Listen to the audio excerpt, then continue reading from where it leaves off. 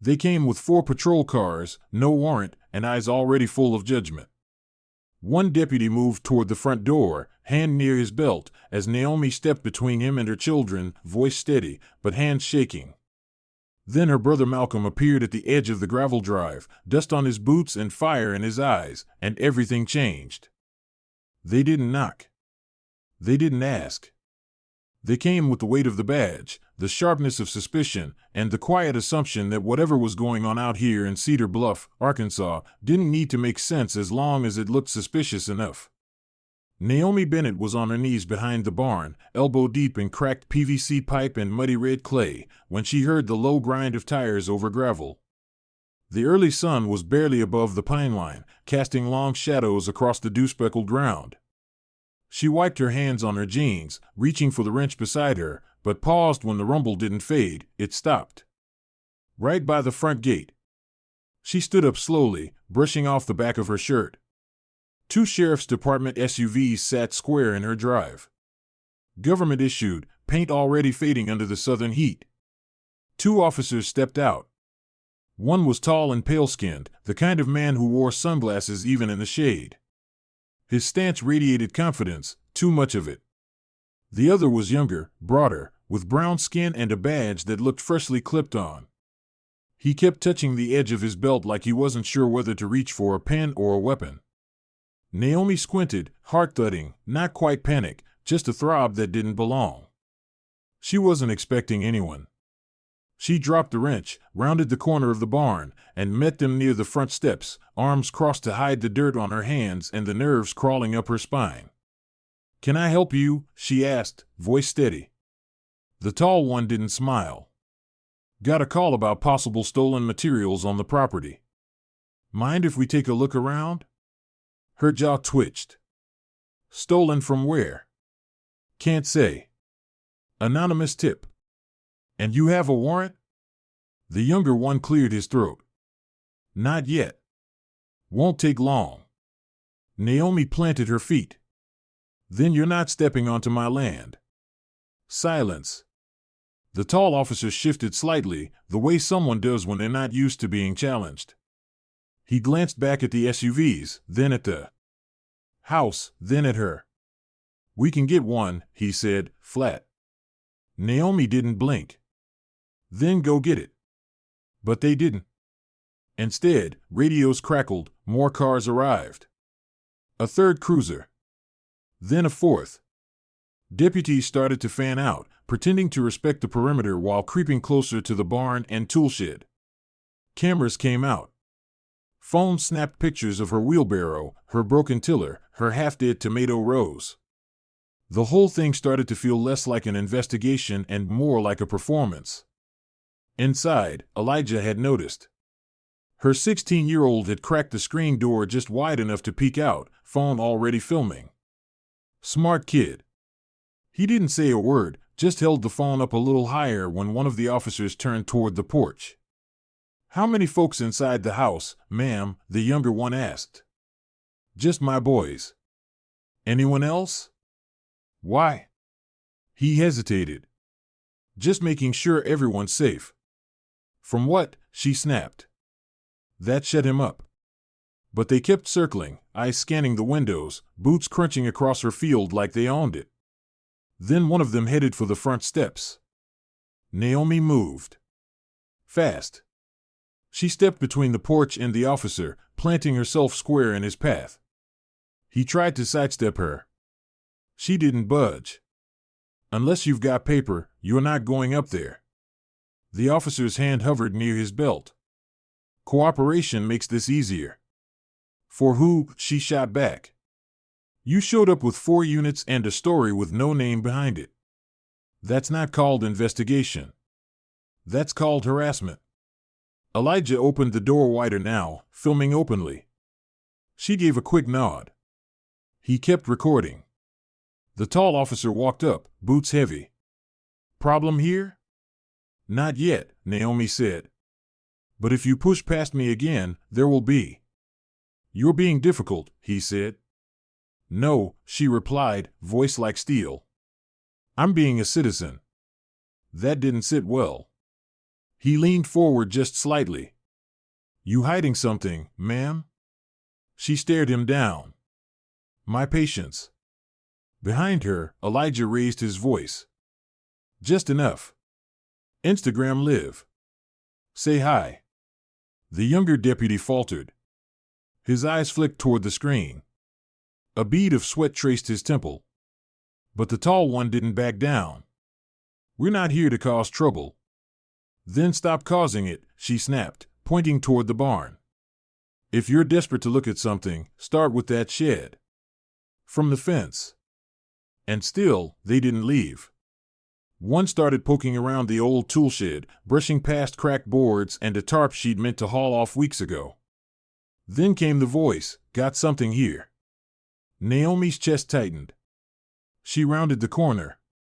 The deputy knelt beside a torn blue tarp, pulling it back to reveal a pile of rusted wire, a busted ATV motor block, scrap metal so old it practically belonged in a museum. This look familiar, he asked. She squinted. Yeah, it came with the land. What about it? Looks like stolen utility panels. Matches a tip from a construction site. That's not what this is, she said flatly. But the phones came out again. Pictures. More whispers into radios. More posturing. She could feel it now, that slow, thick, suffocating burn in her chest. Not fury. Not even fear. Just that cold, helpless knowledge that if they said it was stolen, it didn't matter what she said. Her barn was a crime scene. Her home was a suspect. Her life was a display. She looked up and saw her neighbor, Mr. Kenner, filming from his pickup. Mrs. Alvarez from 2 properties over was standing with arms folded on her porch. A teenager she didn't recognize had their phone up by the mailbox. It was a show now. One officer tried again for the house. Naomi snapped. You're not going in there, she shouted. I've said it, I'll keep saying it, you're not stepping through that door. The officer ignored her. And then, just before the next command came, a new voice cut through it all, low, firm, and calm. You want to explain what exactly you're doing on my sister's land? Everyone turned. Naomi did too. And what she saw made her breath catch. Malcolm Hayes stood at the edge of the gravel, duffel slung over one shoulder, boots dusty, eyes steady. He didn't move like he was angry. He didn't have to. He just stood there, tall and quiet and watching. The air shifted. She hadn't seen him in nearly a year. Not since his last deployment. But he was here now, and from the look on his face, he wasn't going anywhere. Malcolm hadn't said a word yet, but he didn't need to. The moment he stepped onto that gravel, the air changed. Naomi saw it in the way the taller officer stiffened, how the younger one took half a step back like his boots suddenly weighed more than they should. Her brother didn't raise his voice. He didn't square his shoulders like he was looking for a fight. He just stood there in that silence, duffel bag hanging off one shoulder, dust still clinging to the folds of his black t-shirt, and stared directly at the men who had tried to storm her home like she was a problem to be solved instead of a mother trying to hold things together. I asked a question, he said again, this time lower, more deliberate. What exactly are y'all doing here? Deputy Carter, the tall one with mirrored glasses, stepped forward, trying to regain control of the moment. Sir, this is an active investigation. We received a tip. Yeah, I heard that part, Malcolm interrupted. Stolen property, anonymous caller, no warrant. So again, what exactly are you doing here? The younger one, Ramos, shifted uncomfortably, eyes bouncing between Naomi and Malcolm. Carter stood his ground. This doesn't concern you. That's where you're wrong, Malcolm said, walking closer until he was toe-to-toe with the line they'd mentally drawn between authority and trespass. This is my sister. That's my nephew on the porch with the camera.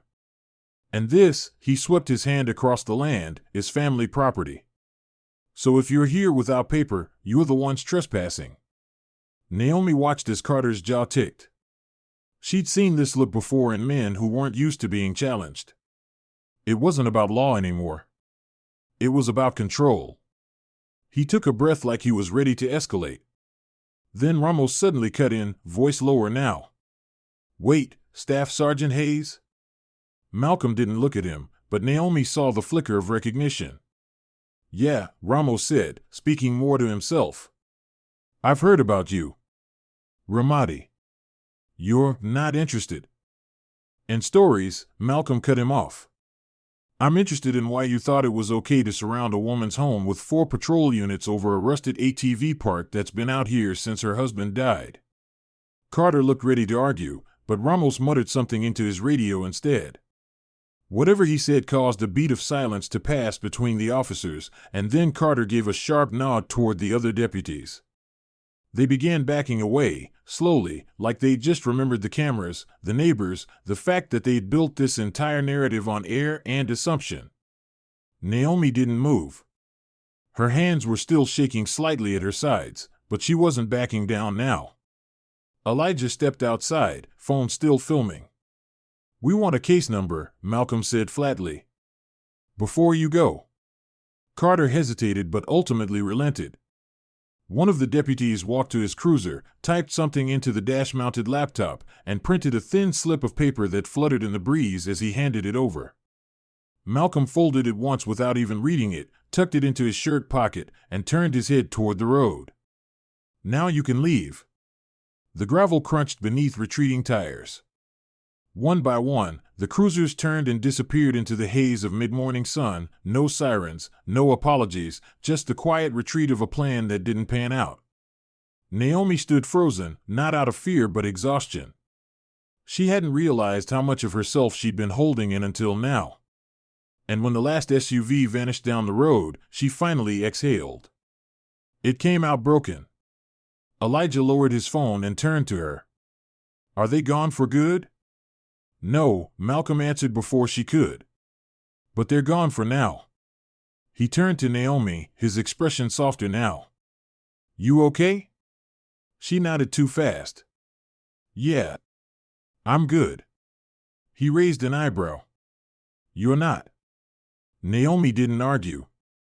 Instead, she walked up the porch steps and collapsed into one of the old rocking chairs, the slats creaking beneath her weight.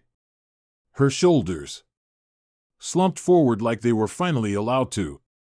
"It's always something," she said, rubbing at the base of her neck. Last month it was code enforcement saying the grass out front was too tall. Before that, someone called in a noise complaint because Micah was playing with the neighbor's goats too loud. "You reported?" "To who?" she snapped. "The sheriff's department?" Malcolm sat beside her, dropping his bag by the door. "They got you on a list," he said. "Probably passed around your name and picture like you're some kind of threat. You know how it works out here." Naomi nodded, her lips tight. "I keep to myself. I pay what I can. I applied for that soil grant out of Little Rock, but the lady at the county office hasn't returned a call in months. I'm tired, Mel." "I know. You saw the way they looked at me." "I did." "They were going to go in the house," she whispered. "With Elijah and Micah inside. They didn't care." "That's why I'm staying," Malcolm said. 30 days before I have to check back in. I'll fix the barn. Keep an eye on things. You're not dealing with this alone anymore." Naomi leaned her head back against the old wood, tears prickling the edges of her eyes, but she didn't let them fall. "Not now." "You saw the black truck, right?" she asked. "No plates. Been circling since last week. Drive slow past the house. Parks at the end of the road." Malcolm nodded. "That's not coincidence. I told myself it was a neighbor. Maybe someone new at the co-op. I didn't want to believe it was what I thought it was." "Believe it," he said quietly. "And next time, don't open the door alone." Naomi looked toward the field where Micah had finally wandered back out, chasing a beat-up soccer ball barefoot, mud up to his knees like none of this had ever happened. Elijah was sitting on the porch step now, elbows on his knees, staring at the phone in his hand like he was still waiting for something to go wrong. "I hate that they saw it," Naomi whispered. "That The boys had to watch all of it. Malcolm's voice was steady. Better they see it and learn how to respond than walk into it blind someday. Elijah kept his head. That phone probably saved your house from being raided. She blinked fast. I shouldn't have to feel grateful for that. You shouldn't, he agreed. Then he stood, stretched once, and picked up his bag. Where's the toolbox? Barn, she said. What's left of it? He nodded and headed down the steps without another word. Naomi watched him go, watched him disappear into the shadows of the barn, and for the first time in weeks, she didn't feel like the only one standing watch. The dust had settled, but she knew better than to trust the quiet. Out here, peace was something you had to protect every single day. That night, long after the last cruiser had turned down the county road and the neighbors had gone back inside pretending they hadn't been watching, Malcolm sat on the porch with a wooden bat resting across his lap and the family's old shepherd dog curled at his feet. He didn't say much, he never had to. The porch light above him hummed softly, casting wide yellow arcs across the dry front yard where Naomi's rocking chair creaked beside his in slow, uneven rhythm. Naomi sat with a mug of coffee gone cold in her hand, eyes fixed somewhere far off beyond the trees, where the dirt road dipped and disappeared into darkness.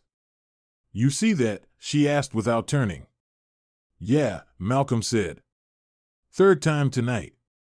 The black pickup had circled again, slower this time, almost like it was daring them to wave it down. No plates, no lights. Just the same silent shape coasting by like a shadow that didn't want to leave. I'm telling you, Naomi murmured, nobody drives that slow out here unless they're looking for something. Malcolm didn't answer. He just tapped the handle of the bat once against his boot. They sat like that for a while, not speaking, just breathing through the stillness that came after a storm that didn't technically happen but left damage anyway. Naomi finally broke the silence. It's not just today. You know that, right? Malcolm looked at her. I know. It's always little things. The wrong glance at the grocery store. The lady who counts her change twice if I'm standing in line behind her. The permit applications that get lost in the county office. I tried not to see it for so long. Tried to tell myself it was just bad luck. She laughed once, bitterly. But then 4 sheriff units show up and I've got kids watching through the window, and suddenly it doesn't feel like bad luck anymore. It's not, Malcolm said simply. Naomi leaned back in the chair, her voice lower now. I'm tired, Mel. I'm so tired of feeling like surviving is the only thing I'm doing. Right. You've been doing a lot more than surviving, he said. You've been holding this place together. Barely. Still counts. They lapsed back into silence, the kind only siblings can share without it feeling empty. The screen door creaked open behind them. Elijah stepped out, holding his phone like he didn't know whether to check the screen or throw it. Uncle Malcolm, he said, hesitating. You think they're coming back? Malcolm didn't lie. Maybe. I knew something was off when they started taking pictures like they were building a case. Elijah sat on the steps. I wanted to yell at them. I really did. But I figured the phone was safer. It was, Malcolm said. That was smart. Doesn't feel smart. Feels like a last resort.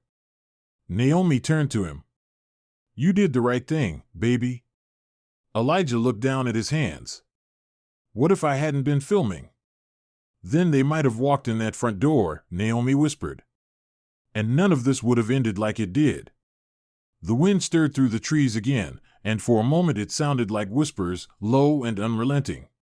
Then headlights hit the far side of the property again. The same truck, crawling by. Micah had fallen asleep on the couch inside, worn out from running barefoot all afternoon, oblivious to the tension that clung to the air like humidity. Malcolm stood, watching the truck disappear down the road. Next time it slows down, he said, I'll get a better look. And then what? Naomi asked. We file another complaint that goes nowhere? No, Malcolm said. Then we go public. Naomi raised an eyebrow. Press? press, legal aid, anyone who'll listen. If they want to turn this house into a spectacle, we'll turn it into a spotlight. Naomi looked down at her hands. Feels like we're asking for more trouble. Silence is what invites more trouble, he replied. Sometimes the only way to get them to stop is to show them they're being watched too. A long silence followed, broken only by the rustle of the trees and the far-off chirp of crickets. And then, just when she thought the night had finally quieted, there was a knock at the door. 3 firm raps. Naomi froze. Malcolm stepped down from the porch, motioned to Elijah, who backed into the shadows near the wall, phone ready again. Naomi peered through the peephole. It was Deputy Ramos. Alone. No cruiser in sight. Just him, standing in plain clothes with his hat in his hands like a schoolboy. Naomi cracked the door, chain still on. "What do you want?" she asked sharply. "I'm not here officially," Ramos said quickly. "No badge. No report. I wanted to apologize." Naomi's brow furrowed. "You thought this was the time for that?" "No," he admitted. "It's probably not. But I couldn't sleep. And I figured it'd be worse to say nothing." She didn't respond.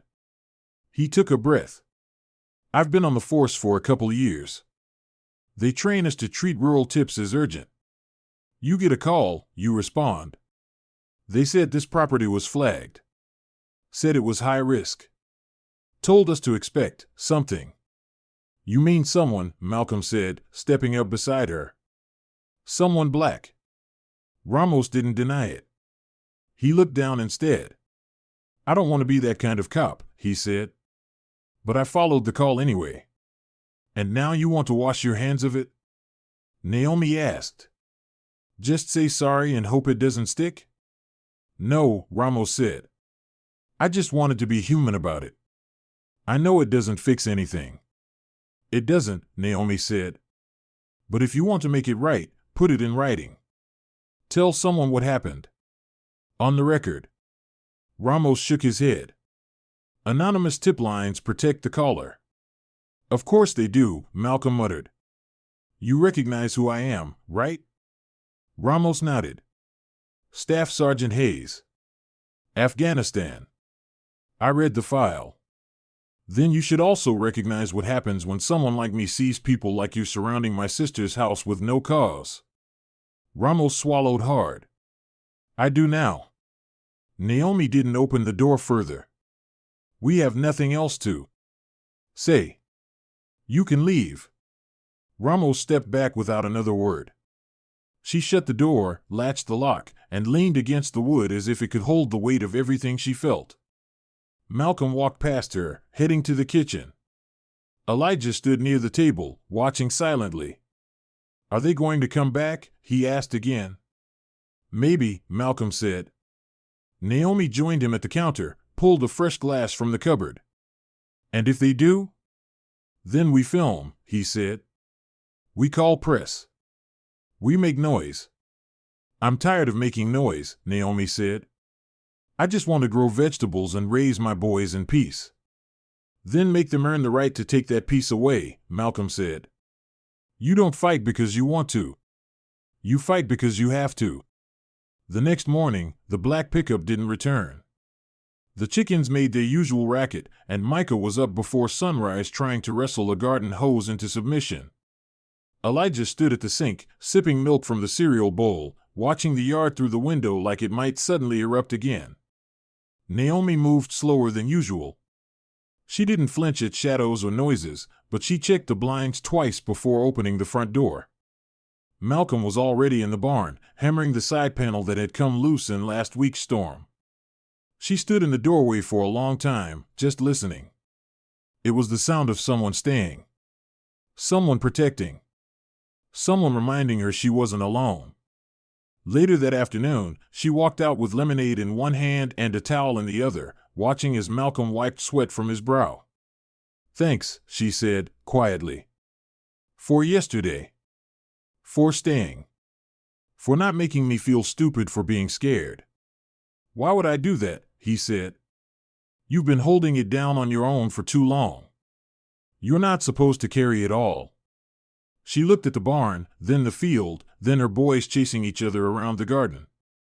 I used to think being strong meant doing everything by myself. Malcolm nodded. It doesn't. Strength is letting someone stand with you, especially when the world's trying to convince you you're invisible. Naomi smiled, tired but real. There'll be another day like that. Sooner or later. Probably, he said. But now you've got witnesses. A story. A name. And someone who doesn't plan on going anywhere. She looked out across the land that had once felt like a weight and now, just maybe, felt like a place worth defending. And for the first time in a long time, Naomi didn't feel like she was standing alone.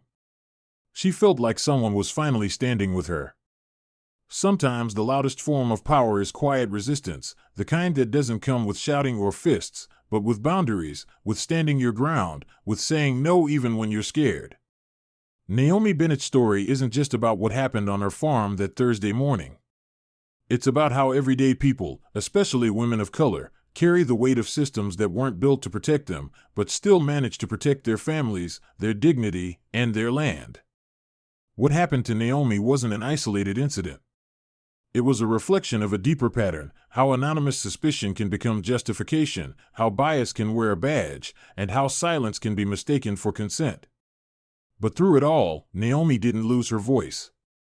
She held the line, not just for herself, but for her children watching through the windows, for her brother who came home just in time, and for every neighbor who saw and couldn't unsee. The lesson here is simple, but powerful: know your rights. Know your worth. And never stand alone if you don't have to. Whether it's filming the encounter, asking for a warrant, or simply saying, "This isn't okay," there is strength in speaking up, even when your voice shakes. And sometimes, the strongest thing you can do is let someone stand with you. Let them help. Let them witness. Let them remind you that your life is not a spectacle, it is sacred. To those listening who felt targeted, overlooked, or powerless, this story is a reminder: you are not invisible. You are not alone. Whether you're raising kids, growing food, or just trying to live in peace, you deserve safety, dignity, and respect. And to the allies out there, be someone's backup. Use your voice. Use your presence. Sometimes just showing up changes everything.